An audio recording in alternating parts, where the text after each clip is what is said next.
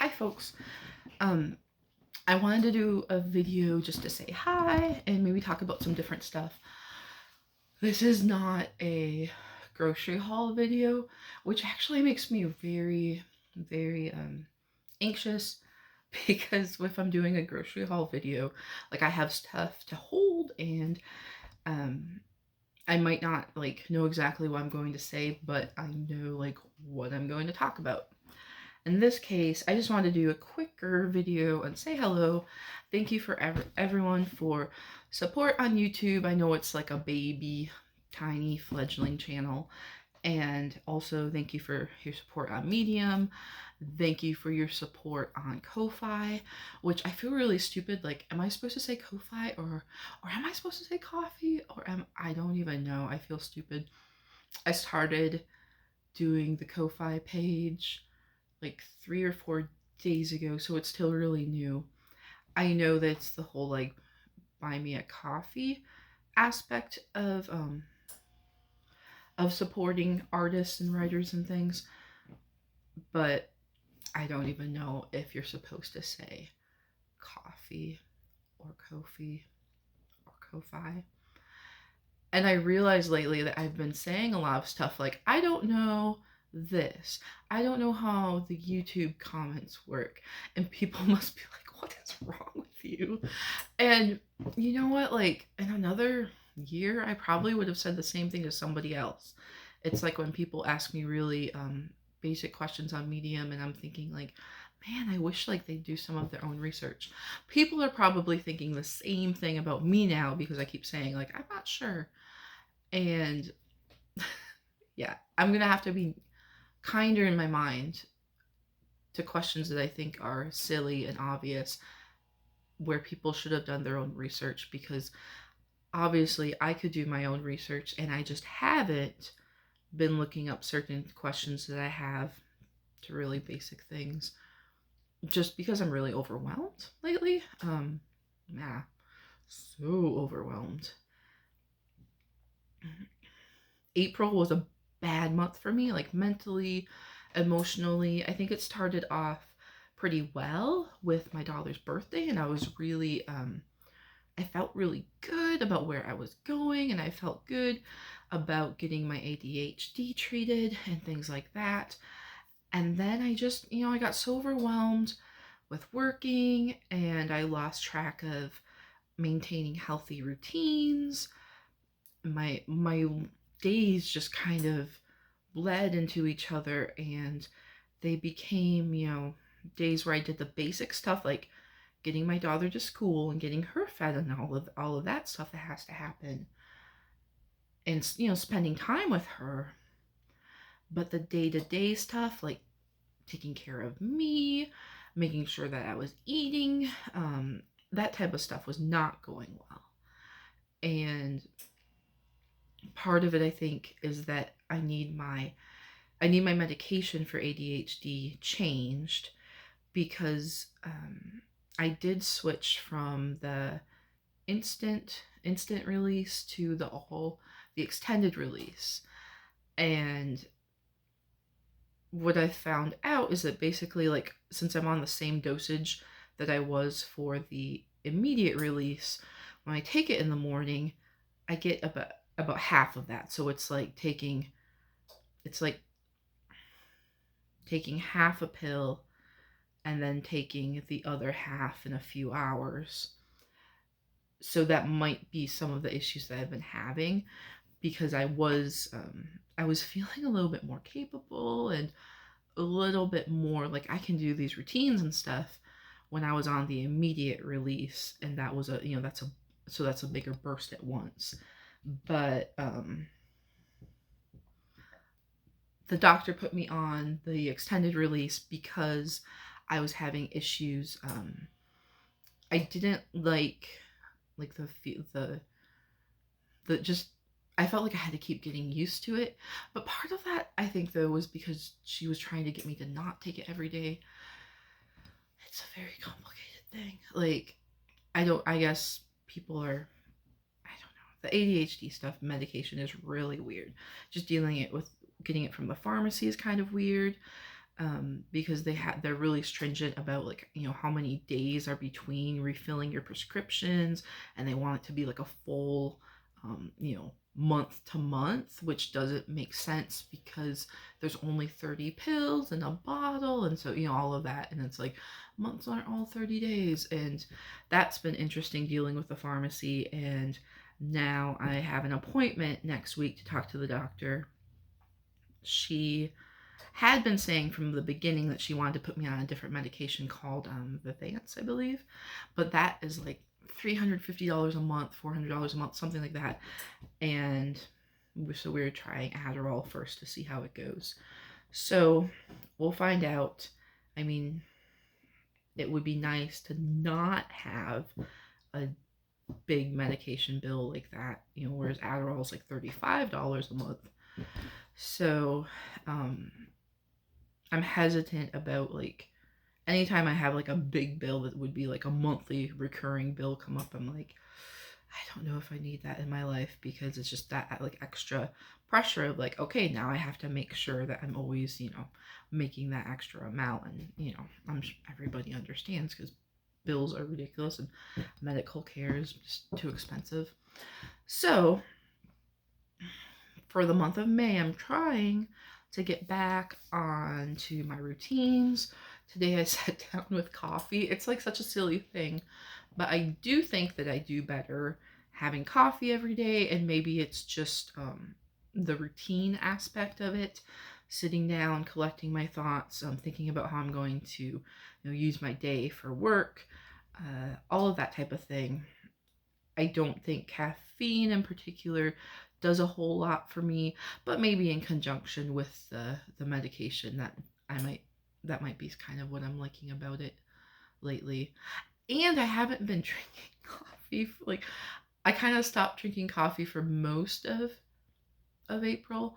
So there you go. I mean, that could have been one of the other things that was making my month feel really difficult. But at any rate, so I'm trying really hard to get back into routines. For me with ADHD, eating 3 meals a day is like a must. When I don't do that, I just feel really all over the place. It's hard to take time out when I'm writing. It's hard for me to get up and think, oh yeah, I need to take a break. I need to walk around. I need to, actually like care for myself. But yeah, if I do breakfast, lunch, and dinner, that makes a really big difference. And yeah, it helps with the disordered eating too. Everyone that I've worked with for disordered eating is like scheduled meals.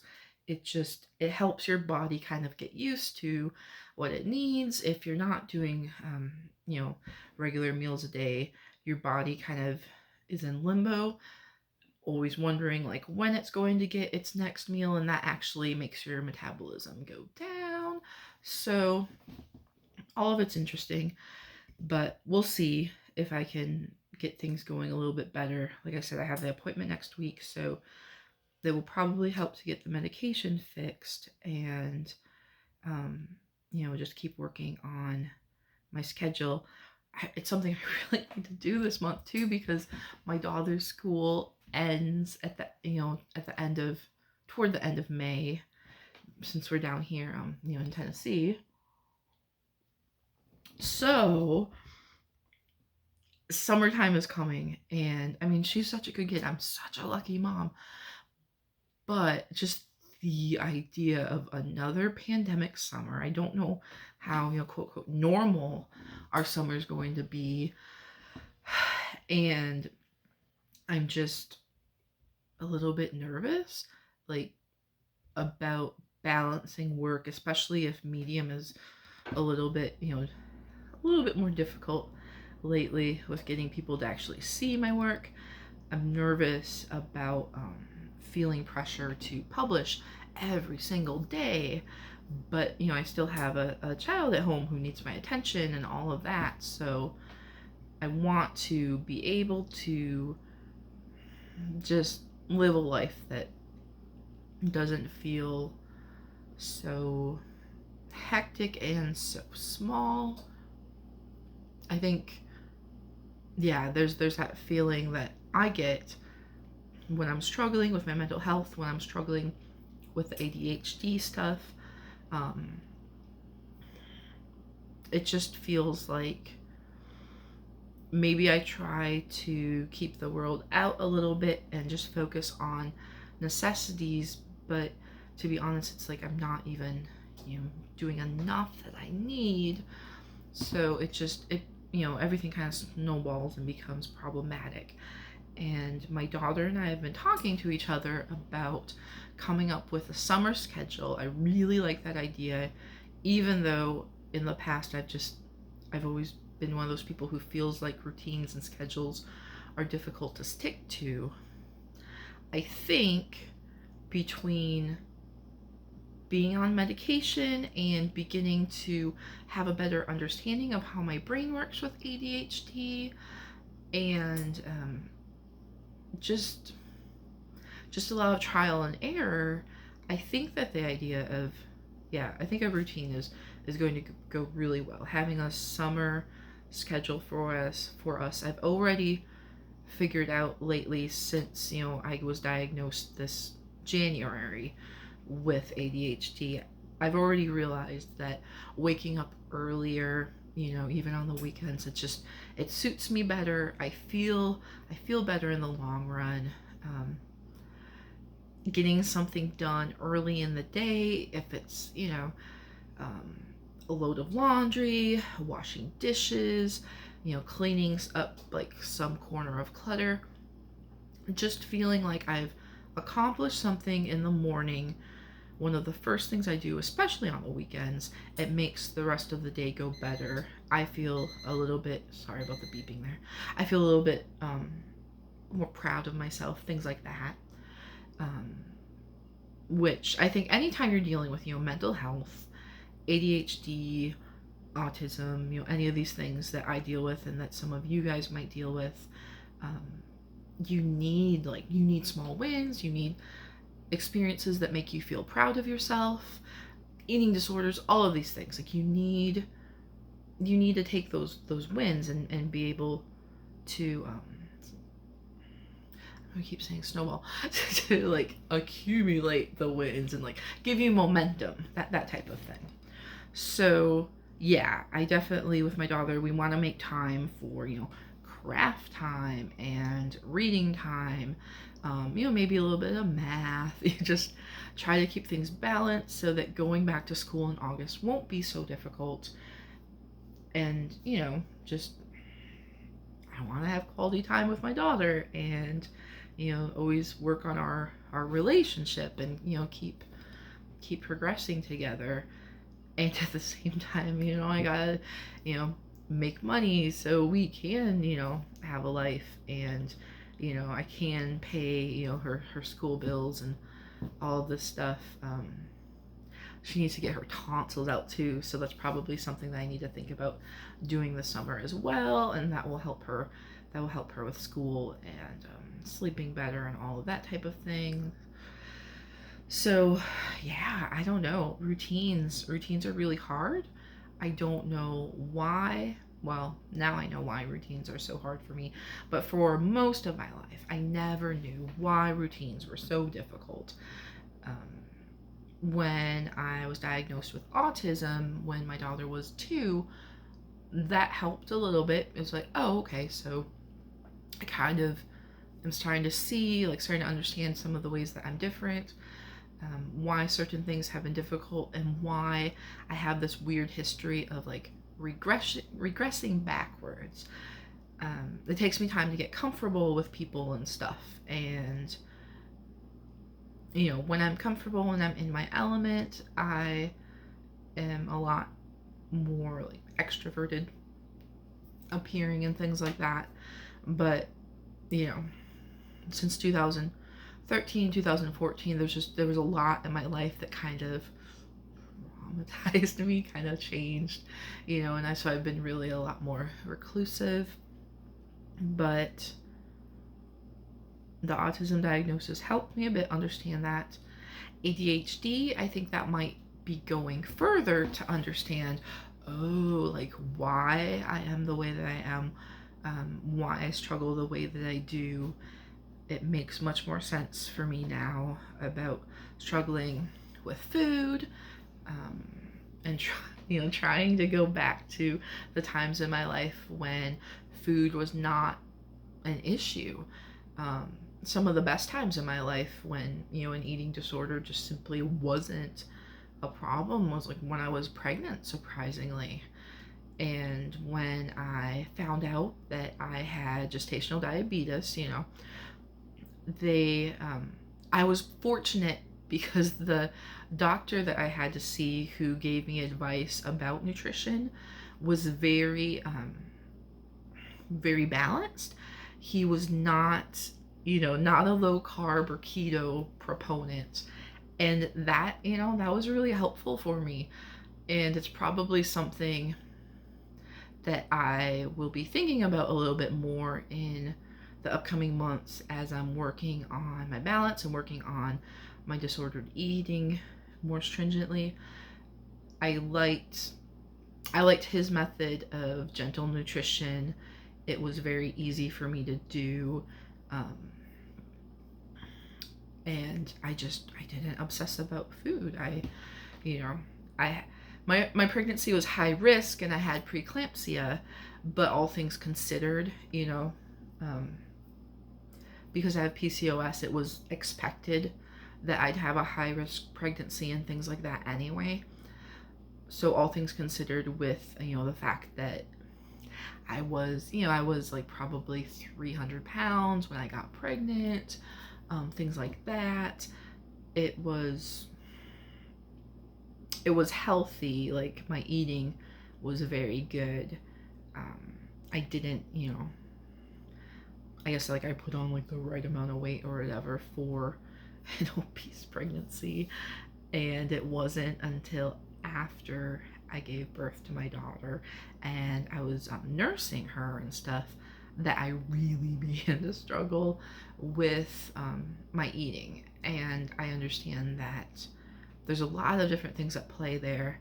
Lipedema is a huge part of that because lipedema does traditionally get worse with really big hormone swings. So pregnancy, menopause, perimenopause, puberty, all of those things is when we usually see more swelling, more issues with lipedema, legs, and all of that type of stuff. So it's interesting going back, thinking about my life, 7 years ago or 8 years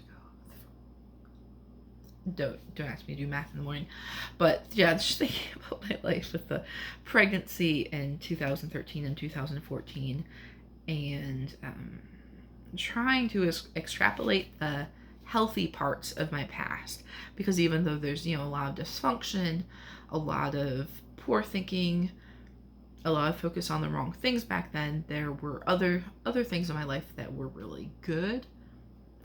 And I think the best thing in my life during that period of time was the way that I ate for nutrition and pleasure. It was balanced, and I did that better because I was pregnant and I was doing it, for a baby, which, says a lot. I think a lot of women can kind of relate to, eating more mindfully when you're pregnant, and then, once you have a child and you're just, you feel like your hormones are all over the place, eating is just a lot more difficult once motherhood begins. So we'll see. Those are all things that I'm going to be exploring, all on top of like the evangelical stuff. If you've been reading my Medium work lately, like that there's been a lot, and there's so many more like evangelical stories that I mean to cover, coming from my ex-evangelical perspective. And I'm just like, oh my gosh, these people are like, they're giving me too much to write about, and I don't have enough time to write about all of them. I'm not Tim Denning. I can't, or AO, I can't write 5 blog posts in one day. I wish that I could, because there's these things, like so much stuff that I want to talk about. It's crazy. Jerry Falwell is back in the news, because he's being sued by the college, that he was the president of, the college that his own father started. And, some of you guys will remember that last summer I wrote about the sex scandal and how his attitude was like throwing his wife under the bus and just kind of like denying everything. And then, and he also did the whole like, I've been depressed, and like his home life wasn't happy, and so that, caused him to make like terrible decisions. And that's just like, oh my goodness. So now he's being sued for like $10 million by Liberty University for, fraud and his double life and all of these types of things. And like, none of it is surprising coming from that background. I'm like, this is just how it goes.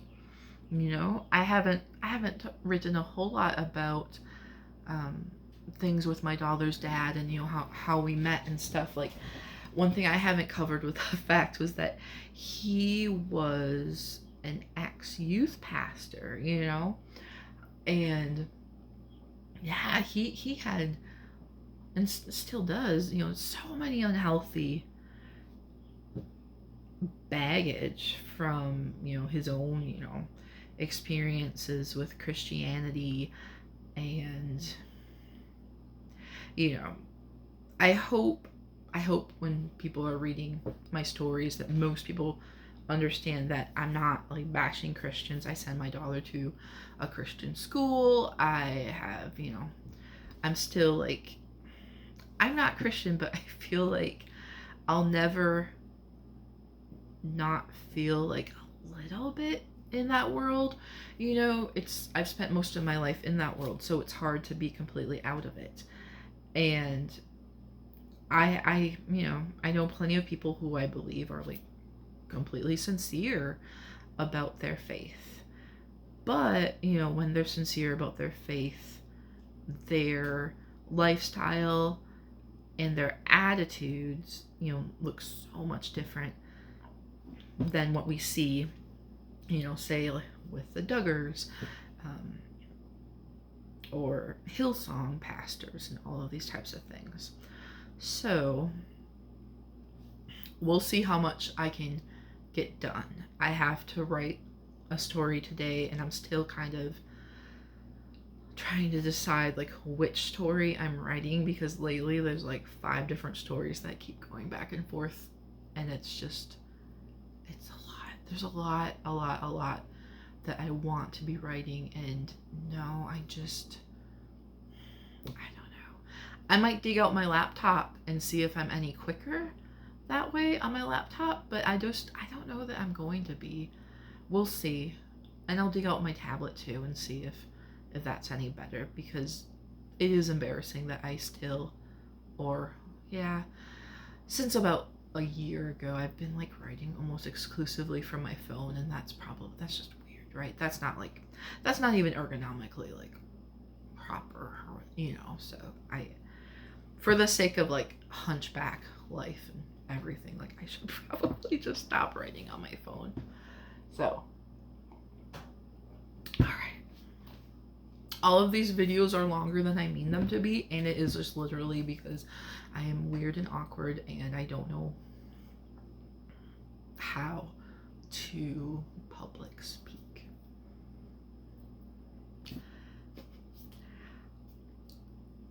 A lot of it is, though, like just seriously, like the single mom life, in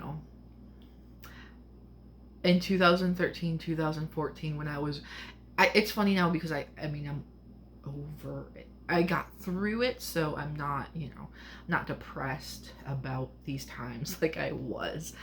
But I can look back at, like the Facebook things and, stuff that I was saying, like in 2013, 2014, when I was pregnant. I had my daughter in April of 2014. And the first few years adjusting to motherhood, oh my gosh, that was so hard. And I would say to people, I would be like, I am so lonely and like so depressed. I am afraid that I am going to forget how to people. Like I am going to forget how to be around people, and I am so frustrated because it's like nobody understands this. And it was really hard because oh my gosh, like just your life changes, obviously, like going from having no baby to a baby and being single, and not having stability in your life. I didn't have a home, I didn't have a job, all of these things. And people, even when people want to help you, it's usually not great help. It's usually what they think that they would have liked. But it was usually just really bad. And yeah, I went through a period where the biggest thing in the world that I wanted from anyone was just companionship. I just wanted friendship. I wanted to talk to an adult. I wanted, like, can we just get out of the house and, go get lunch, go, something, go to the mall, like, have a girls' night, just talk, just be an adult, just feel like a normal person, an adult. And that was just something that that was very hard to get across. And generally what happened, like I would ask like roommates or something, because there was a time when my daughter and we lived with some roommates, or housemates, so I could figure out what I was going to do with my life.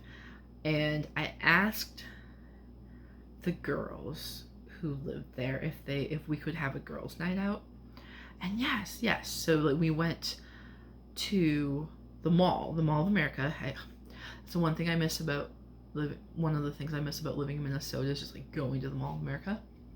So we did that, and then they surprised me with a haircut.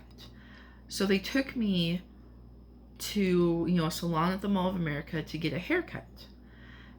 And it was probably like the longest haircut in the world. I don't know why it took so long. It was probably because it was like Regis Salon, and like Regis sometimes doesn't have like the greatest people, if you know what I mean. And I felt so bad, like I couldn't say. I had to say thank you. This is because it was so thoughtful that they got me a haircut, because they knew that I had wanted to get one, and I didn't have money at the time.